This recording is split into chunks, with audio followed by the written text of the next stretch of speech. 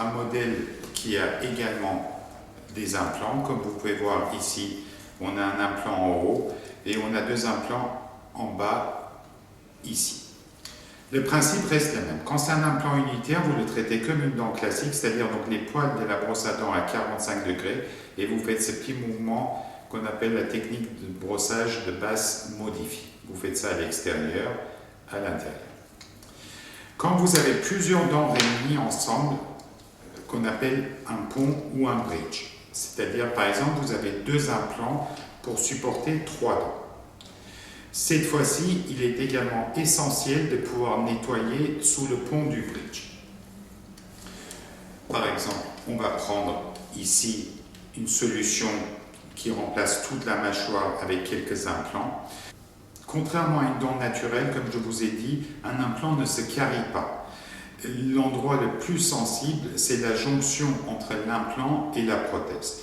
Donc il faudra particulièrement veiller à bien nettoyer par ces techniques de base modifiées, aussi bien l'extérieur que l'intérieur, aussi bien l'extérieur que l'intérieur de cette zone. Parfois, vous pouvez rencontrer des difficultés quand c'est à la mâchoire du bas, qu'on appelle la mandibule. À l'intérieur, il y a des canaux salivaires qui passent et ça s'entartre assez facilement dans cette zone-là. Donc je vous demande de bien brosser cette zone. Une fois que vous avez fini votre brossage, après, il est essentiel de passer une brossette interdentaire. Les brossettes interdentaires, vous en avez différents diamètres et il est essentiel d'utiliser la brossette interdentaire adaptée à l'espace interdentaire. Pour ça, vous avez des indicateurs qui existent, qu'on vous vend, qui vous permettent de le rentrer sans forcer et ça vous permet, à l'endroit où ça s'arrête, vous voyez, ça s'arrête à la couleur jaune, donc je sais que je dois utiliser une brossette interdentaire jaune. Et là, sans forcer, je veille à bien nettoyer autour de mes piliers implantaires. D'accord? Donc, si dans cette solution il y a 4 implants, il y a autour de 4 implants qu'il faut passer, mais à chaque fois devant et derrière de chaque implant pour bien tout nettoyer. Voilà. Vous pouvez également utiliser le fil dentaire. Autant le fil dentaire pour des dents naturelles ou pour des implants unitaires, vous pouvez utiliser soit une bobine de fil, mais parfois certaines personnes ont du mal à utiliser ça, soit vous utilisez des fils qui sont déjà prémontés. Il ne s'agit pas de forcer de rentrer, d'aller taper sur la gencive, parce que là, vous allez vous blesser la gencive. Vous présentez le fil dentaire, vous faites quelques mouvements de droite-gauche pour passer la résistance, et là, vous plaquez contre une face de la dent et vous ressortez. Vous re-rentrez en faisant quelques mouvements d'aller-retour dans le même espace interdentaire et vous plaquez contre l'autre et vous ressortez. Mais quand il s'agit d'un bridge de plusieurs éléments, et à plus forte raison quand c'est une réhabilitation complète, malheureusement le fil dentaire, vous n'allez pas le passer. Donc il faut acheter des fils dentaires spécifiques pour les implants, où ils ont un brin un peu plus rigide à chaque extrémité. Cette rigidité du brin du fil vous permettra de pouvoir passer le fil facilement sous votre bridge. Une fois que vous l'avez passé, après, vous avez la partie fil dentaire à proprement parler qui va vous permettre de faire des allers-retours, de bien nettoyer sous tout le bridge et de le ressortir. À certains endroits, il peut être pratique peut-être de le passer par la face interne, par l'intérieur pour arriver à passer sous le bridge. Donc, ces fils dentaires avec un brin plastifié, un embout plastifié sera très important si vous voulez pas bien nettoyer sous vos implants. Il existe la solution du jet dentaire aussi, évidemment, mais ce jet dentaire, il ne faudra pas mettre une puissance trop importante, ne dépassez pas un tiers de puissance pour ne pas abîmer la tâche de votre gencive autour de vos implants. Voilà, une fois que vous avez fait ça 2 fois par jour, matin et soir, vous aurez une bouche impeccable et toutes les chances d'avoir vos implants qui dureront le plus longtemps possible dans la bouche. Vous pouvez, dans certains cas, si vous avez des saignements de gencives, ou une sensibilité gingivale, voire même de temps en temps, 2 fois par semaine, faire un bain de bouche. Il faudra utiliser la chlorhexidine à 0,12% et vous rincez la bouche classiquement en suivant les instructions marquées sur le flacon. Dans le cas de prothèses stabilisées par des implants, il peut y avoir 2 situations.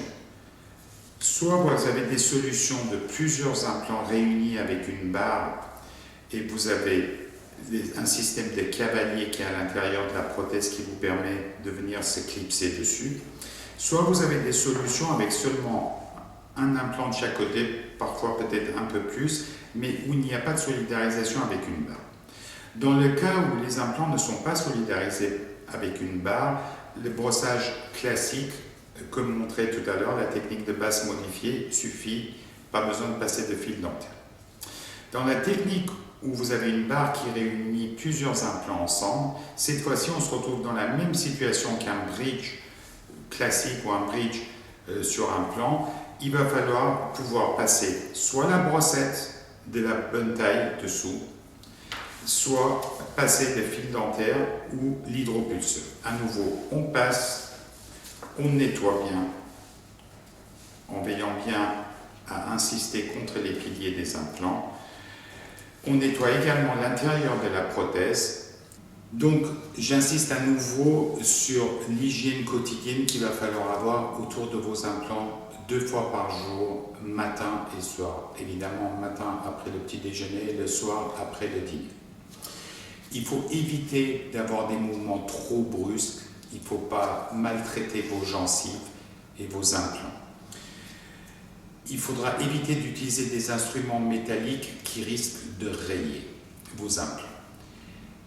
Si vous avez le moindre saignement, la moindre douleur au brossage, ceci doit vous alerter et vous devez nous appeler pour venir afin qu'on puisse contrôler ce qui ne va pas et le cas échéant y remédier. Donc, et 2 fois par an, ne pas oublier d'aller chez votre dentiste pour faire contrôler vos implants. Je vous rappelle que votre dentiste va vérifier la qualité de votre gencive autour de vos implants, va faire une radiographie de contrôle pour vérifier s'il n'y a pas de perte osseuse, voir si vous brossez comme il faut, s'il n'y a pas des zones un peu plus difficiles d'accès, comme ça peut être le cas parfois en bas quand on a eu des pertes osseuses trop importantes. Et selon les cas, si vous souffriez déjà d'une maladie de gencive au préalable, peut-être que la fréquence des visites devra être plus importante.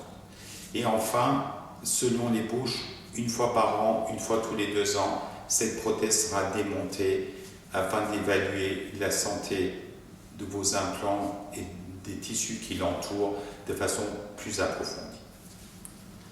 Si vous venez de subir une intervention chirurgicale consistant à vous poser un ou plusieurs implants, il faudra continuer à entretenir le reste de votre bouche normalement, mais il faudra porter une attention toute particulière à la plaie, à la zone qui a été traitée.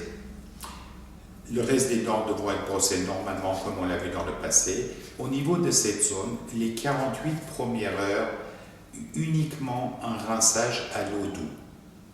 Pas de brossage dessus, pas de bain de bouche, uniquement un rinçage à l'eau douce. Éventuellement, vous pouvez mettre une pommade d'Élugel, une noisette de cette pommade sur le doigt et vous massez la zone de la plaie avec.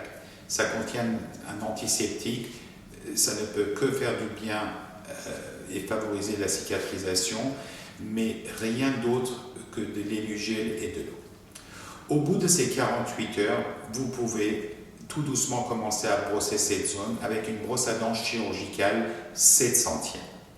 Vous pouvez également mettre toujours de l'Élugel sur cette brosse à dents, mais toujours pas de dentifrice, pour brosser uniquement la zone de la plaie. Là, vous pouvez commencer à faire des bains de bouche. Ceci pendant encore une quinzaine de jours. À partir de 15 jours, tout doucement, il faudra reprendre un brossage normal comme vous faites sur les autres.